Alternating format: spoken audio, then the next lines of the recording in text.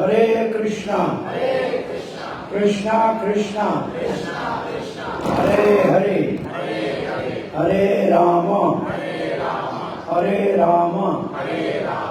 राम राम हरे हरे। गुरवे गौरचंद्राय राधिकाय तदालये कृष्णाय कृष्ण भक्ताय तद्भक्ताय नमो नमः। ओम नमो भगवते वासुदेवाय ओम नमो भगवते वासुदेवाय ओम नमो भगवते वासुदेवाय। कृष्णाय वासुदेवाय देवकी नंदनाय च नंदगोपकुमाराय गोविंदाय नमो नमः। जय श्री कृष्ण चैतन्य प्रभो नित्यानंद श्री अद्वैत गदाधर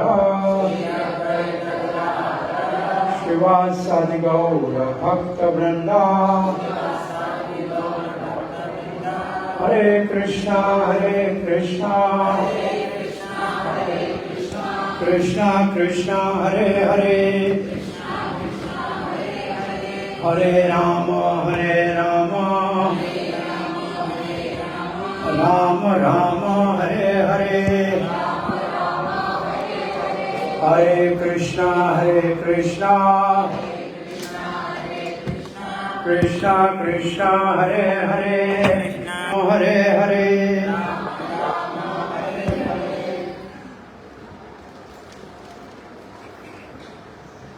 वाल्मीकि गिरि संभूता राम सागर गामिनी पुनाति भुवनं पुण्यं रामायण महानदी। चरित्र रघुनाथस्य शतकोटि प्रविस्तरम्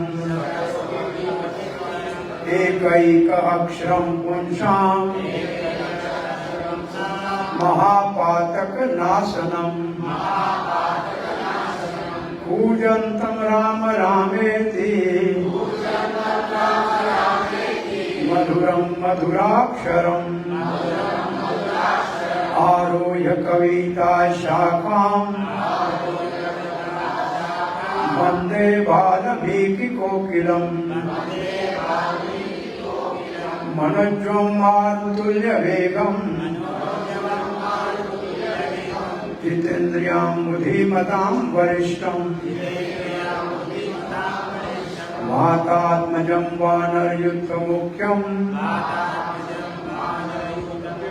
श्रीरामदूतं शिरसे नमामि।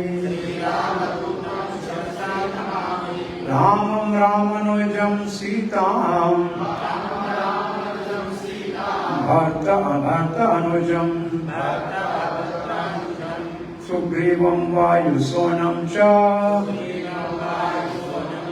प्रणमामि पुनः पुनः। जय श्री राम। दामोदर देश के भाग्यशाली भक्त परम पूज्य राधा वृंदावन चंद्र महाराज के सानिध्य में और अब हमारे साथ नेपाल का मतलब never ending peace and love Nepal, उसके प्रेम के पुजारी पत्री भी बताए हैं। और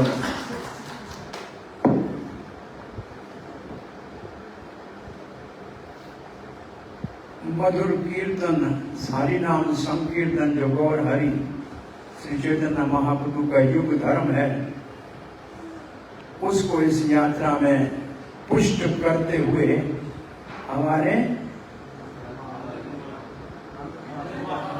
नंद कुमार जी बड़े प्रेम से सबको दिव्य आनंद का अनुभूति करा रहे हैं। तो आज हम जिस स्थान पे हैं ये मिथिला क्षेत्र है। तो ये नाम मित्थल निमि महाराज का वंश, जो सूर्य वंश में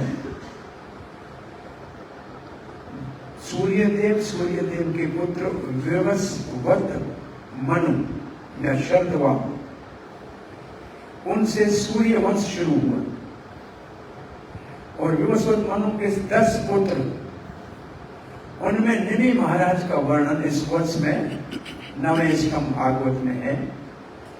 तो निमि महाराज पहला जनक है, प्रथम जनक निमि महाराज, और प्रथम उनकी राजधानी का नाम मिथिला, और प्रथम या पहला विजय राज महाराज निमि। भागवत में तो कथा ऐसे है कि निमि महाराज ने यज्ञ कराना था, वशिष्ठ जी इंद्र के यज्ञ के लिए चले गए। निमि महाराज ने कहा भला काम करने में देर नहीं करनी चाहिए, तो उन्होंने कुछ और पुरोहितों से यज्ञ करा दिया। तो वशिष्ठ जी को क्रोध आया, कहा कि तुम शरीर छूट जाए, और उनका शरीर छूट गया।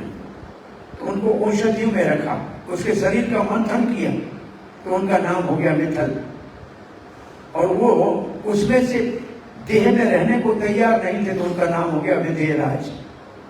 और वो उनको फिर वापस जीवित करने का प्रयास किया गया, तो उसको कहा गया जनक। तो ये पहले जनक हैं, ये पहली मिथिला नगरी है मिथिला, और विजयराज है। उसी वंश में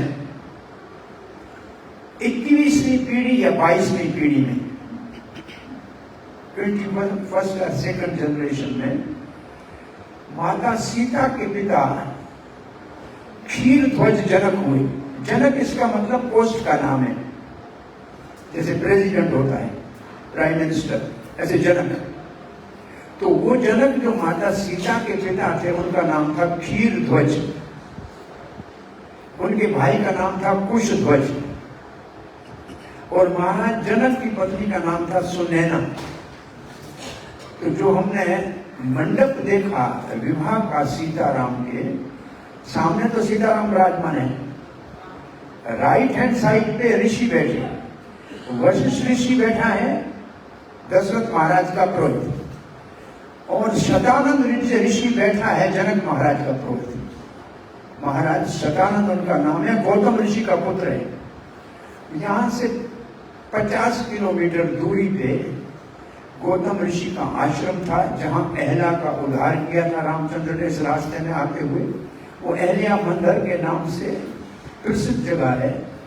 हमारे रूट से कोई 25 किलोमीटर अंदर साइड में पड़ती है, सीतामढ़ी जाते हुए।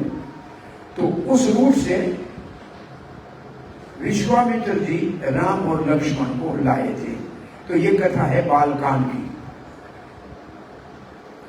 तो आप तो देख के आए वो स्थान, सिद्ध आश्रम, जहां श्री रामचंद्र और लक्ष्मण ने विश्वामित्र के यज्ञ की रक्षा करते हुए सुबाहु को मार दिया था, और मरीचि को 100 योजन हिंद महासागर में मॉरिशस फेंक दिया था।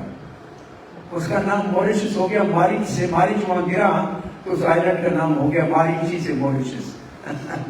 मैं सुना किसी को ऐसे कहते हुए, इसलिए वहां सबके घर में हनुमान जी का मंदिर है। कहते डर लगता है कहीं मारीच वापस जीवित न हो जाए। पर इसको मैं समझता हूँ, और मुझे भक्ति रसामृत महाराज या किसी ने मॉरिशस और मरीची को मिला के कहा था, पर जो भी हिंद महासागर में वो द्वीप है तो सही। सो जनक अपना सिद्ध आश्रम में विश्वामित्र जी ने कहा परितुष्ट वस्मी, मैं पूर्ण रूप से संतुष्ट हो गया। जब ताड़का का वध किया, आप वो जगह भी देख के आए हैं बक्सर के पास में, तब तो विश्वामित्र का संतुष्ट हो गया। लेकिन जब ये पूरा हुआ तो पूर्ण रूप से संतुष्ट हो गया। तो विश्वामित्र ने कहा, मैंने अस्त्र शस्त्र तो राम जी को दे दिए, इसको वैभव भी सारा दे दिया, अब इसके जीवन में माधुर्य को भी भरना चाहिए ना। ऐश्वर्य दे दिया तो माधुर्य भी देना चाहिए ना। तो अब इसको ये तो नहीं कह सकते, ये तो बच्चे हैं, नौजवान हैं अभी, कि आपका विवाह कराने नहीं जा रहा हूं, ऐसा कहना तो उचित है नहीं। वैसे जब विश्वामित्र मांगने गए थे राम जी को, तो दशरथ जी ने तो मना कर दी थी कि मैं नहीं दे सकता, राम जी काम नहीं चलेगा, मेरा तो प्राण निकल जाएगा, मेरे को ले चलो। तो विश्वामित्र नाराज हो गए, बोला तो मैं वापस जाता हूं। तब वशिष्ठ जी ने कान में कहा था, क्योंकि विश्वामित्र ने कहा आपके पुत्र के प्रभाव को मैं जानता हूं, आपका गुरु वशिष्ठ जानता है। तो वशिष्ठ ने कहा अब तो मुझे कुछ करना चाहिए। तो वशिष्ठ जी ने कान में कहा, महाराज दशरथ हो, विश्वामित्र रावण और रावण के सारे वंश को नाश करने में समर्थ है, परंतु वो यज्ञ में बैठा है, आपके पुत्र को श्रेय देना चाहता है। और हमें जो चिंता कर रहे थे कि जब विवाह के लिए ना, विवाह भी करा के आएगा, बस इतना गुरु जी का शब्द सुना, दशरथ का एक राम नहीं 2 भाई ले जाओ साथ। तो इससे सिद्धांत क्या स्थापित होता है, साधु के संग में आदमी की सोच बदल जाती है, चेतना बदल जाती है, आत्मा का विचार बदल जाता है। महाराज का विचार एकदम बदल गया। तो वहां से विश्वामित्र सरयू में स्नान किया, फिर रास्ते में पहली बार राम जी को बिठा के बल और अति बल विद्या दिया कि भूख नहीं लगेगी, प्यास नहीं लगेगी, जो कुछ पूछेगा उसको उत्तर दोगे।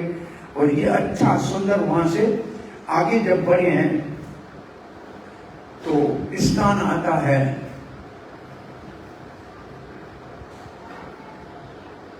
अनक क्षेत्र, अनांग क्षेत्र, जहां कामदेव का हुआ संभव ऐसा।